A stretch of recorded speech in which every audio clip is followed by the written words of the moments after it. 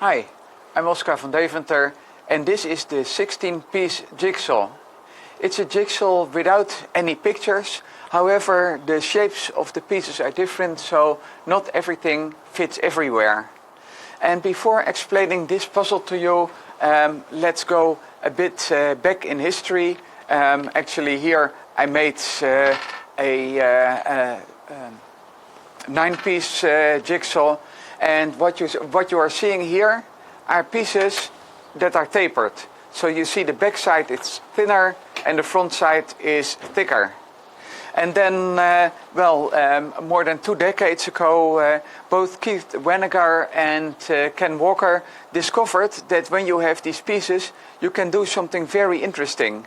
That is, you can place them in such a way that it doesn't come apart like taking out, but you need to swivel, you need to rotate, and when you make the rotation, the pieces come out. And here we have another rotation. So at first I thought, hey, this idea by Ken Walker and Keith Wennegar, it's nice, let's try a 9-piece version, but that turned out to be too trivial, and also I couldn't find a way that pieces didn't fall out. So you saw at the start that I could first remove a few pieces. So I had to go to 16 pieces.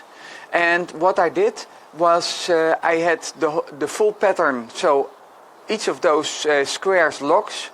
However, I swapped the orientation at one point, which makes the puzzle solvable. And solving it is again a swivel motion like this.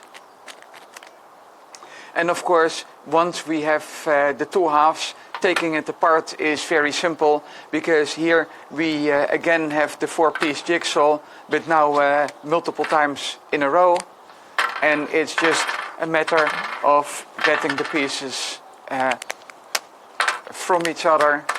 So here we are. And now the puzzle is scrambled, and that gets me to my question to you.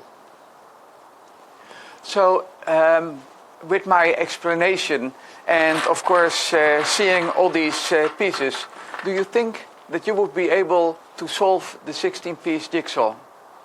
Thank you for watching.